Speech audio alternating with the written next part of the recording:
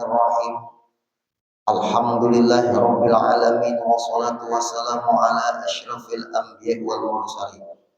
Sayyidina wa maulana Muhammad wa ala alihi wa sahbihi wa barik wasallam ajma'in.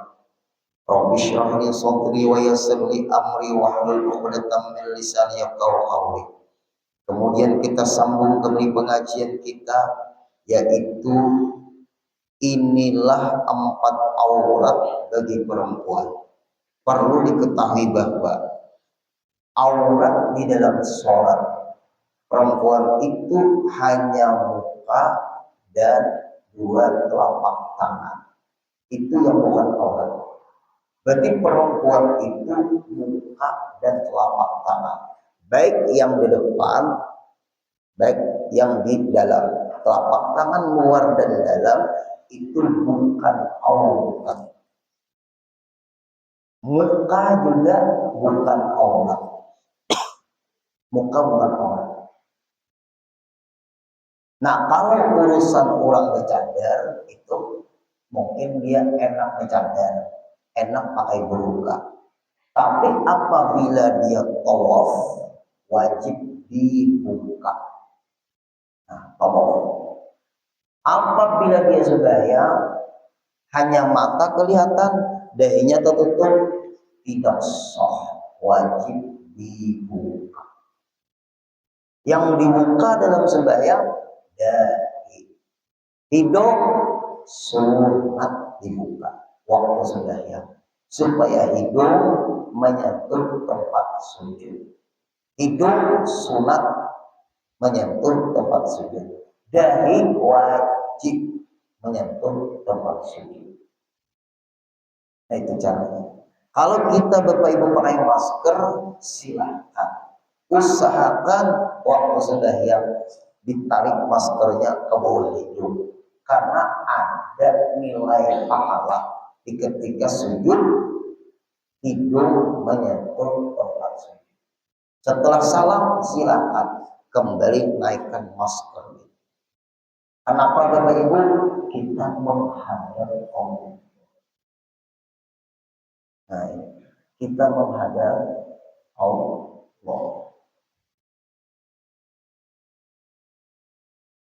Di Darussalam yang perlu tahu lah, ada perempuan tuh pakai masker, pakai cadar. Ustazahnya perempuan, ujar ustazahnya mohon yang pakai cadar dibuka semua, karena kita ini sama-sama perempuan saja. Nah, itu lalu saling kenal mengenal santriwati itu dengan gurunya. Keluar silahkan tutup keluar. Nah, itu kan. Jadi kita jangan merendahkan orang yang pakai cadar, orang yang pakai burqa. Jangan. Enak mereka dengan cadar silahkan. Jangan hubungan ninja dan tangan. Nah, ninja. Kasihannya orang menjaga. Nah, itu. Orang didukung kalau orang menjaga. Nah, itu betul. Ada perempuan, maaf Bu, masa lalunya nakal. Mantan pembetuan saja sudah. Lalu kebetulan Bapak Ibu dia punya jodoh laki-laki. Laki-lakinya juga. Kebetulan ulun jadi saksi nikah, diminta karena ulun pernah ceramah pembetulan dulu. Bisa lah guru biar guru bisa. Ulun sudah keluar dari dunia hitam. Alhamdulillah. Karena yang pernah ceramah ke situ guru menasihati macam-macam. Alhamdulillah. Sekarang guru dapat jodoh. Alhamdulillah. Nikahlah. Selesai. Bubar. Seminggu minta pendapat. Bingung. Kalau dikenal oleh orang yang pernah kesimpulan. Pernah apa yang menyambut hal ini? Pernah memesan aja sudah? Ya kalau pernah membooking, nah itu. Ini gue, baik. Kayak Pak Ulama dulu lah. Lalu suami ulun kira enaknya kalau ada yang kenal. Apa jawaban ulun? Yang paling bagus juga pakai cadar. Ngomong sama suami, pakai cadar. Insya Allah Mbak tenang kalau keluar rumah. Tinggi guru, terima kasih. Kalau ulun ketemu dengan teman-teman, kan guru kayak apa guru? Sedang ulun bercadar, dikatakan teman aneh-aneh aja ini. Hidup bukan menurut orang, hidup menurut cara kita. Ngomongan orang boleh miring, kita hidup jangan miring. Nah, itu tuh. Biar aja orang ngomong miring, kita hidup jangan miring. Karena ngomongan itu bisa lurus, bisa miring. Alhamdulillah. Nah itulah Bapak Ibu.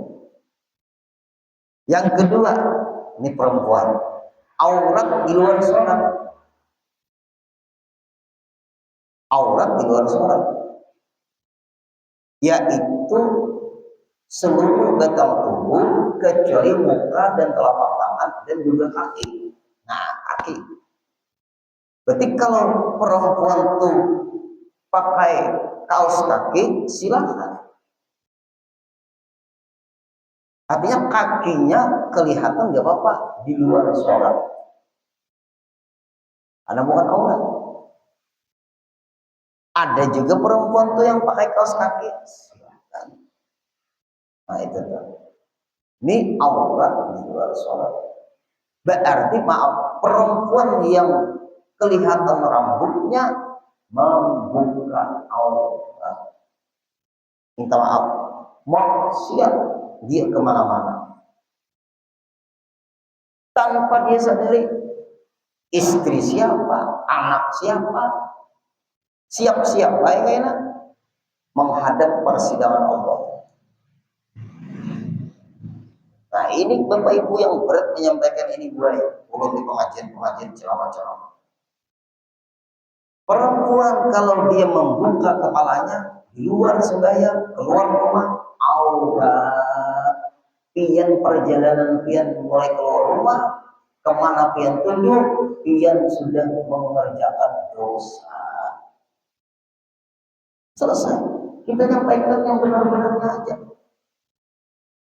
Karena dia hukumnya membuka aurat. Coba jalan ditutup kepala itu berjilbab.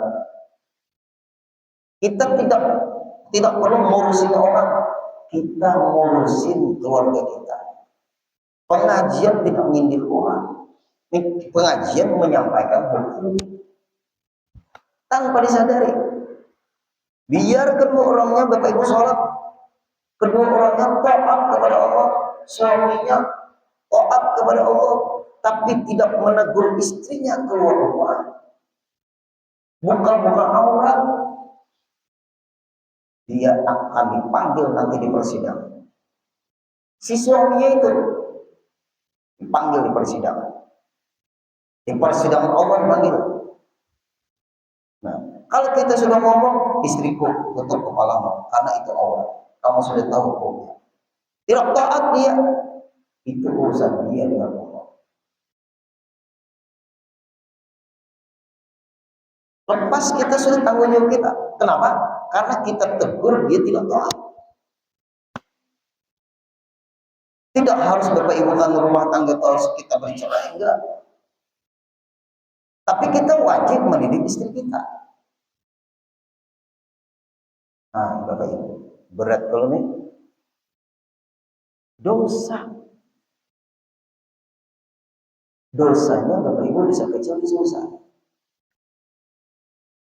Oh, tanya lagi, dosa kecil bisa besar. Bapak Ibu, dosa kecil bisa besar. Membuka aurat itu. Nah, dosanya dosa besar, bukan kecil. Kenapa kadang guru, kadang peka guru? Hati kita guru dengan istri kita, kadang peka dengan anak-anak kita guru. Karena kita tidak connect hati kita kepada Allah. Tidak connect hati kita kepada Rasulullah. Tidak sayang kita dengan agama Islam. Membiarkan anak-anak kita, membiarkan istri kita merusak hukum Allah. Ada waktunya membuka kepala tuh di rumah.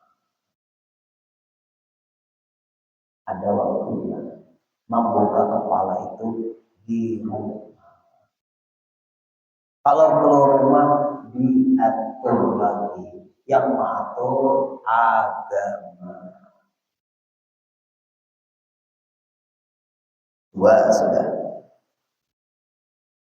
Aurat dengan sesama perempuan. Nah, ini Bapak Ibu. Itu sudah dijelaskan dalam kitab ini. Aurat sesama perempuan. Itu sudah dibahas. Nah, coba apa aurat sesama perempuan dan perempuan yang muslimat.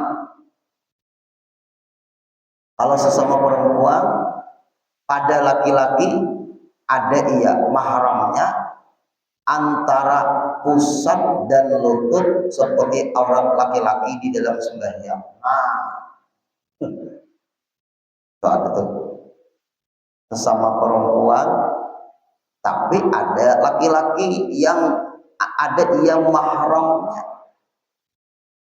Mahramnya itu apa? Hah? Mahram yang mahramnya lain muhrim. Muhrim itu kan orang ihram. Ada mahramnya. Itu coba.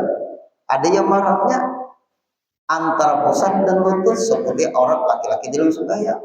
Dan pada perempuan yang muslimat. Nah, dan aurat di dalam khalwat dan pada perempuan muslimat dan pada laki-laki yang ada mahramnya antara pusat dan suaminya di rumah.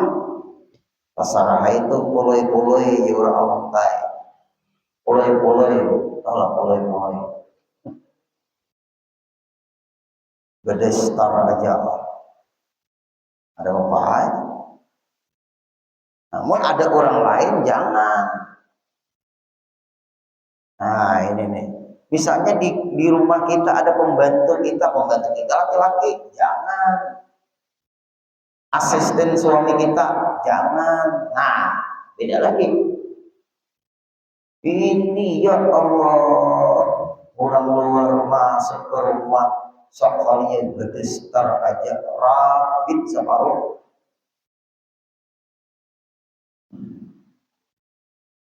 Ada ya Ibu membukai kurang datang ke rumahnya, antat pakaian non bertemu tak ikhfa, pasti dinilai orang ini kada dididik oleh suaminya kan. Nah, ini kada dididik abahnya kan. Nah, ini nih yang terjadi. Karena orang lain ada, harus dijaga. Sebab kalau kita menjaga hukum Allah, Allah akan menjaga kita. Nah, 3 sudah.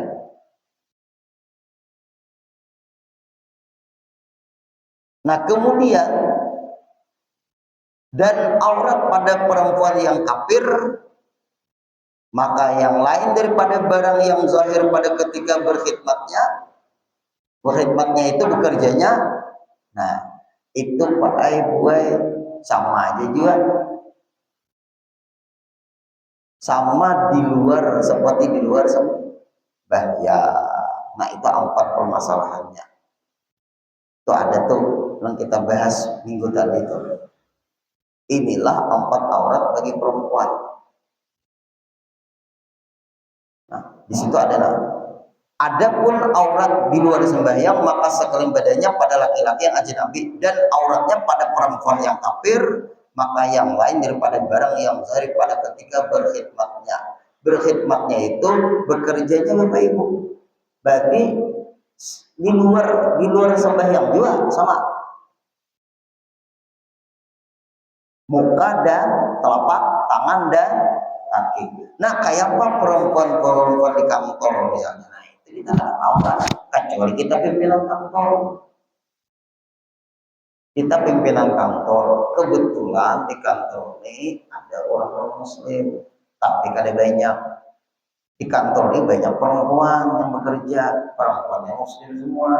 Kita sebagai pimpinan kantor, kita berikan saran, itu aja. Tolong kita menyesuaikan karena di sini banyak muslimah. Maaf, kamu kan non muslim tinggi. Kalau bisa sesuaikan agamamu, tetap silahkan. Karena mayoritas kantornya orang muslimah dan ada juga laki-laki yang muslim. Karena kamu aja di sini atau bertiga mohon. Tapi kalau kamu keberatan, terserah, itu urusan kamu. Selesaikan sama kamu. Menjaga anak buah nang di kantor itu adalah bagian. Jelaskan. Tapi berpanggil juga mau menekan jangan karena bermasalah dengan negara. Hak beragama nanti terganggu. Nah, itu. Terpaksa kita menjalankan toleransi antar umat beragama. Tapi kita sebagai pimpinan kita ngomong. Nah itu Bapak Ibu itu. Kalau ini mentang-mentang dia non muslim, seandap iya jangan. Nah itu. Kalau 50% Pak Guru, nah itu kan lagi. 50%. Apalagi 60% mereka, 40% itu orang muslimah di situ. Nah, kita yang penting menyampaikan. Nah, selesai. Lagi Bapak Ibu. Dan syaratkan dan disyaratkan pula, habis sudah pembahasan aurat. Dan disyaratkan pula mengetahui dengan kaifiat sembahyang. Syarat sah sembahyang, ini kita bicara syarat sah. Berarti kalau cacat syarat sah, sembahyangnya tidak sah. Arti tidak sah, sia-sia atau tidak diterima. Lalu orang ngomong, guru, sembahyang itu kan menerima tidaknya itu hak wewenang Allah, guru, bukan hak wewenang sampean. Ilmunya ada tentang syarat sah sembahyang. Kalau dia ngomong urusan sembahyang diterima tidaknya urusan Allah, guru, bukan urusan dia. Di dalam kitab fikih menjelaskan syarat sah sembahyang. Berarti fikihnya aturan Islam. Kalau aturan Islam juga aturan Allah. Nah, kan kadang-kadang ada orang ngomong seperti itu. Tadi diterima sembahyang tidak sah. Lalu orang ngomong tidak boleh guru mengatakan tidak sah. Sah tidaknya itu urusan Allah, bukan, itu urusan hukum fikih. Kalau kita langsung ke Allah, ada tampakan lagi hukum. Hukum fikih tidak tampakan. Ayo, gimana kita dijawab orang seperti itu? Kan masalah sembahyang tidaknya diterima tidaknya itu dulu ini urusan Allah. Bukan kitabnya jadi urut yang ngomong itu dari kitab mana? Parah lagi kalau ngomong seperti itu. Karena gue masalah sembahyang tidak sahnya atau diterima tidaknya itu urusan Allah. Bapak ngomong seperti itu referensinya dari mana? Harus dulu Bapak Ibu. Sama juga syarat sah masuk polisi harus begini-begini. Syaratnya tidak terpenuhi, tidak diterima. Syarat diterimanya masuk TNI begini. Syaratnya bermasalah, tidak diterima. Ya ada. Ya ada lambang adanya. Jujur ada lambang. Nah, itu caranya Bapak Ibu. Kalau yang ngomong di peraturan kepolisian atau TNI, kan masalah tidak diterimanya tahu urusan Allah, pasti tidak diterima.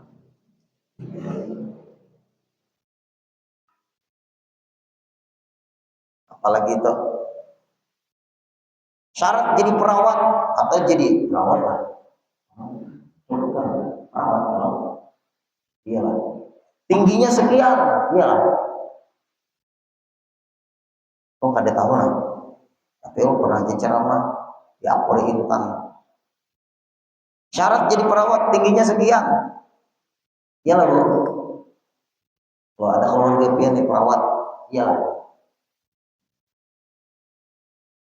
Nah, syarat masuk perawat begini tingginya sekian. Sekalinya kada mencukupi, kada awal. Pernah ulun tanyai kenapa aja ulun tuh syarat tinggi rendahnya tuh kayak itu. Ada jawaban supaya mandak anu guru aja, banyak impos. Itu kawai tiangnya itu dirandahi. Jawaban bapak ini. Lagi Bapak Ibu, syarat apa tuh Bapak Ibu yang ketat tuh apa? Masuk PPDN nggak apa? Nah,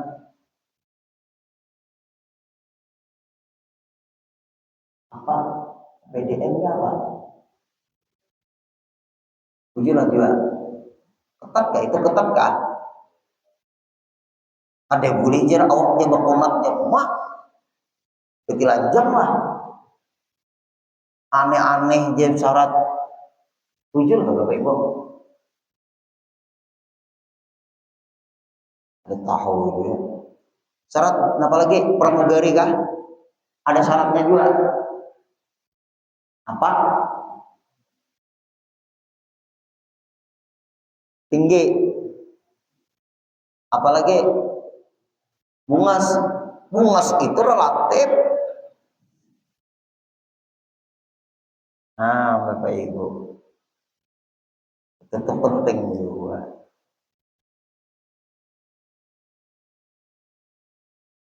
Harus bisa bahasa Inggris. Daya Allah. Harus bisa bahasa semua bahasa. Karena dia akan terbang antar negara. Misal. Silahkan. Tapi ulun Pak Ibu maaflah. Kalau kita melihat pramugari luar negeri paling sopan. Pramugari Dubai, pramugari Saudi Arabia, sopan. Uang kita bela barang sini. Kita tahu dia siapa kata mau olah peraturan itu. Nah, kembali kita lagi. Nah, syarat sah sembahyang. Syarat sah sembahyang. Apa syarat sah sembahyang? Mengetahui dengan kaifiat sembahyang. Artinya Bapak Ibu tahu cara sembahyang. Menuntut ilmu tentang urusan sembahyang. Kalau asal sembahyang, kadang menuntut ilmu tentang sembahyang, tidak sah. Makanya menuntut ilmu hukumnya wajib. Hukumnya wajib menuntut ilmu.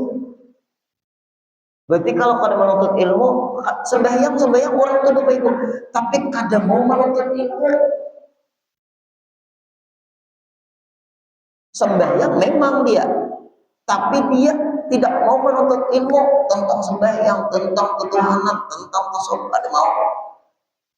Maaf, perjalanan hidupnya dosa besar.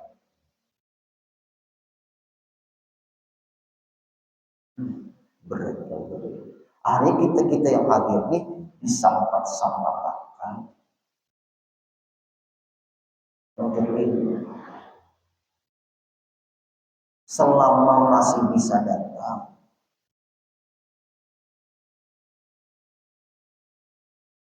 ulun ada punya murid begitu. dia sakit, sakit dia. Ingatlah penghulu Jailani, penghulu Jailani, penghulu beliau itu penghulu senior di atas Bapak Ki Haji Adenam. Itu Bapak Ibu, beliau diponis, ya sakitlah beliau sakit. Tapi Bapak Ibu, di ketika pengajian, nih di rumah beliau pengajiannya. Sampai sekarang anak cucunya mengaji. Beliau itu berbaring di atas tilam karena ada orang lagi menuntut ilmu dalam keadaan berbaring di atas tilam.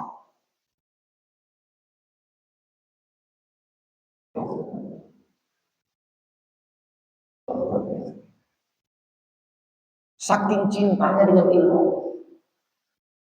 beliau jadi khatib di Masjid Muhammad. Khatib di Masjid Iman, tuan guru beliau itu. Khatib Pak Penghulu Pak Jailani. Gunung Jingah, dan Gunung Jingah Banjarmasin. Pak Ibu di awal-awal pengajian, beliau datang waktu sehat ngaji, aku guru wae nama ngaji lebihan ulun aku cari nama lain. Ada ilmu itu jadi kepada orang anom Tuhan. Kurangnya alim Pak Ibu ujuran. Kadang memandang Tuhan anom dina guru dina ilmu itu. Nang penting ala jariakan waktu itu kadang pada benar lagi jadwal awal.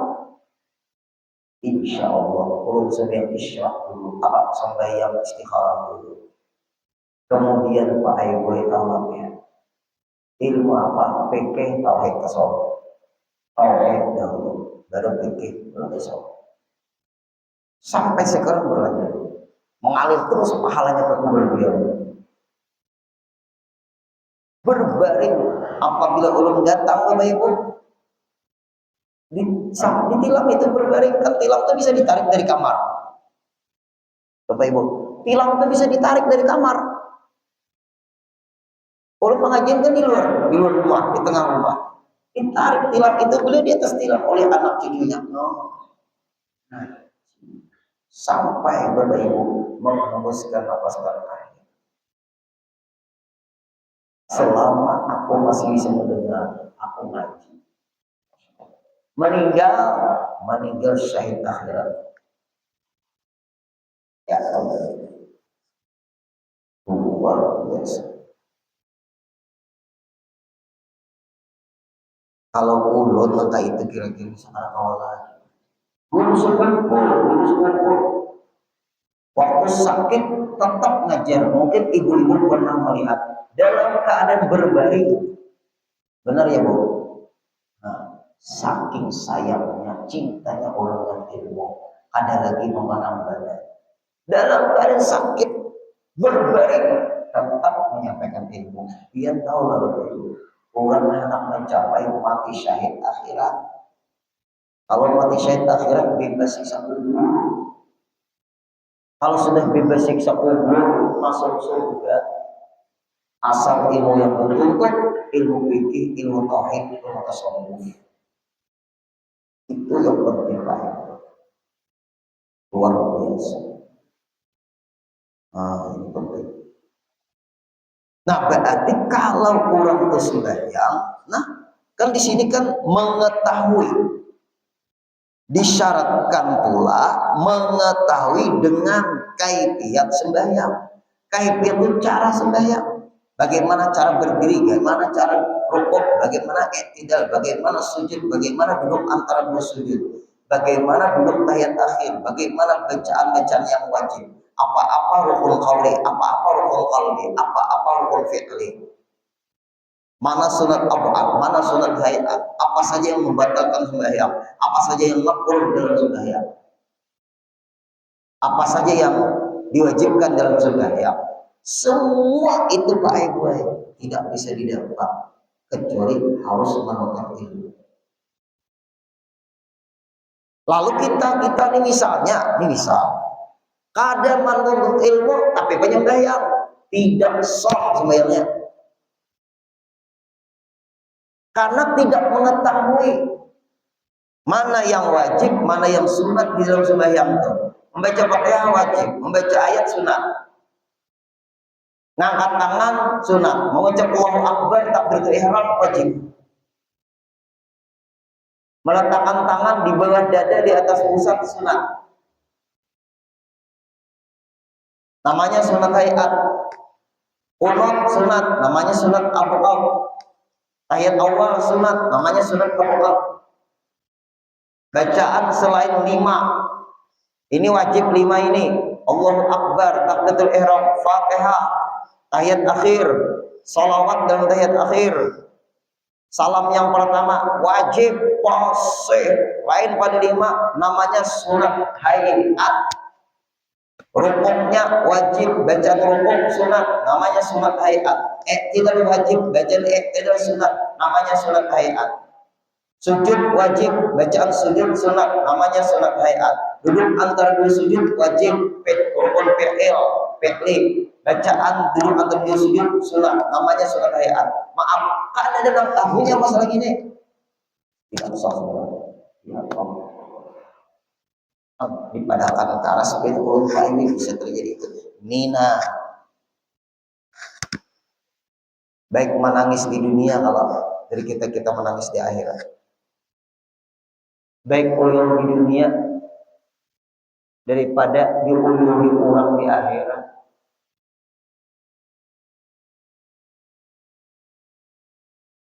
Uyuh benar guru bilang, uyuh benar.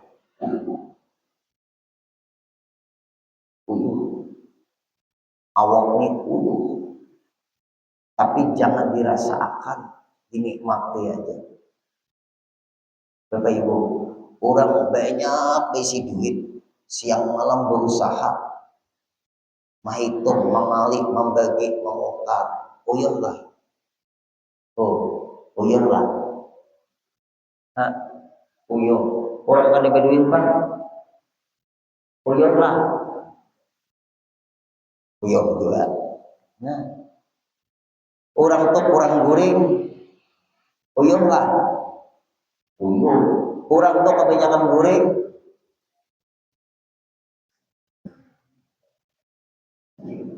uyuhlah. Uyuh juga. Kenapa nggak ada uyuh di dunia ini? Nah kalau di surga ada uyuh lagi, nek terus. Dunia darul balwa, dunia ini tempat cobaan. Wal akhiratu, di akhirat tempat pembalasan. Wadarul hisab.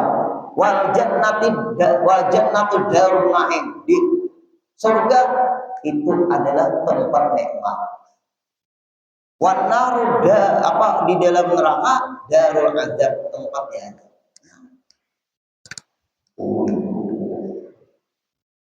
Mengaji bang Bapak Ibu menuntut ilmu atau menyampaikan ilmu juga, uyuh ada. Nikmat guru ya. Ulun melihat betis piantu rencak bergerak. Uyuh. Memujurakan tinggal. Ya Allah Bapak Ibu. Uyuh. Nah, tapi uyuhnya uyuh ada hasil, insya Allah. Dengan bahwa, nah di sini mengetahui kaifiat itu cara sembahyang dengan bahwa membeda itu bahasa kita, maksudnya bahwa membedakan, catat di samping itu bahasa kita, membeda maksudnya membedakan. Iya, orang yang sembahyang tadi segala fardunya apa aja fardu sembahyang, dan daripada segala sunatnya, sunat sembahyang apa-apa, yang wajib-wajib dalam sembahyang apa saja. Ada tahu orang ini Bapak Ibu pada sembahyang Sampeyan aja orangnya, tapi kada tahu mana nang wajib, mana nang sunat.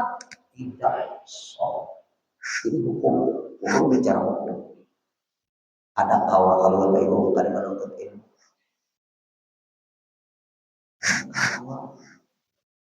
Ayo habiskan umur pian mumpung awal menuntut ilmu. Imbahnya baru ngurus dunia. Tapi guru bisa hadir, bisa ada apa-apa. Nang penting menyempatkan diri untuk ilmu ada. Nah ini nih. Luar biasa Bapak Ibu. Nah tahu sudah pian. Kalau kada tahu, kada sah sebenarnya. Bahkan jika iktikad diyakini akan sekaliannya fardu, seluruh gawian sembahyang itu diyakininya wajib. Fatihah wajib, surah wajib, maka itu yang kada tahu Bapak Ibu kada bisa bedakan. Atau sunat setengahnya fardu dan setengahnya sunat. Ada yang sunat, ada yang fardu dalam sembahyang itu, tapi kada tahu apa saja yang sunat, apa saja yang wajib, kada tahu. Dan tiada membedakan dia, kada bisa membedakan dia mana yang sunat, mana yang wajib. Dan ia orang yang awam, orang biasa, ada menuntut ilmu, dan tiada ia iktikadkan dengan fardu itu akan sunat. Tapi ini orang awam lah, nang orang awam di sini Bapak Ibu, awam itu orang kebanyakan, nang mungkin di situ kada ada pengajian atau tuan gurunya kada ada hidup di situ. Itulah permasalahannya orang awam nih. Orang awam itu maksudnya kebanyakan orang nang inya tuh kada ada akses untuk menuju ke pengajian atau kada ada tuan gurunya di kampung itu hidup. Atau beban para pejabatnya kada memikirkan mengutus tuan guru di situ. Nah pulang dengan pejabat deh. Turun ke dapur. Pejabat itu hanya memimpin kah? Ada memikirkan agama Tuhan. Pikirkan agama juga. Sahlah sembahyangnya lawan orang awam. Berarti guru bilang nyaman jadi orang awam juga. Salah.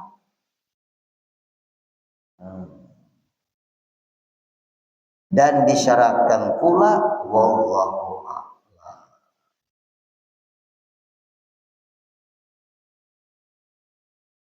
Alhamdulillah. Nah itu Pak Ibu. Ini masih belum urusan sembahyang nih, pekerjaan sembahyang dulu. Sebelum sembahyang syaratnya dulu ada, menentukan sah tidaknya sembahyang. Nah, mudah-mudahan kita sehat, panjang umur, kabul hajat semua. Al-Fatihah.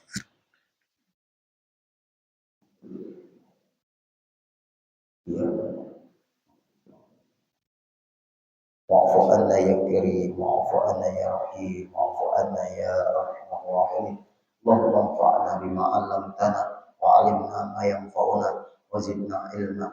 Alhamdulillahi ala kulli hal wa na'udzu billahi min hali ahlin nar. Allahumma arzuqna shihhatan wa 'afiyah wassalama fid din wa dunya wal akhirah. Sallallahu ala sayyidina Muhammadin wa sallam. Walhamdulillahi rabbil alamin.